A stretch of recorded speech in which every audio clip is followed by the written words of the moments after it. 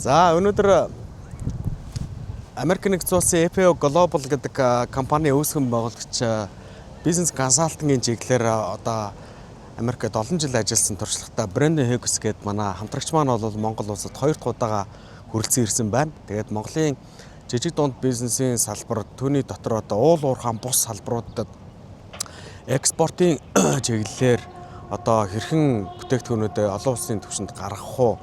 Тэр чиглэлээр бол бизнесийн зөвлөгөө одоо консалтингийн үйлчлэгийг бол бас үзүүлээд Монголын жижиг дунд аж ахуйн нэгжүүдийн төлөөллөлтөд бас уулзаад ингээд явж байна. За бид бол хамтарсан хөтөлбөр хэрэгжүүлээд Америк нэгдсэн улс руу бол бас богино хугацааны сургалтуудад бол Монголоос бизнесийн салбарын болон бусад салбарын хүмүүс бол амжилттай ингээд хамрагдсан байгаа. Тэгээд хамтрагч Brandon маань бол Монголд 2 дахь удаага ирээд одоо яг энэ чиглэлүүдээр өргөжлүүлэн ажиллаж байна. Тэгээд дараагийн уулзалтан дээр бол илүү бодиттой бас үр дүнгууд гарсан экспортын баримжаатай компаниуд хөрөнгө оруулалт хамтын ажиллагаанууд өргөжсөн тийм сайхан одоо мэдээллүүдээр та бүхэндээ бас хуваалцнаа.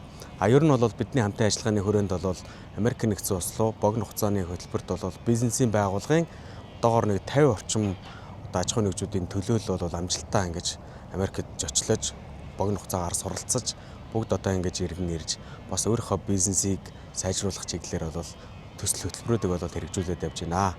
За тэгээ Монгол брэнд холбоо EPO Global компани хамтын ажиллагаа бол бас эрч хүчтэй их сайхан үргэлжилж байна.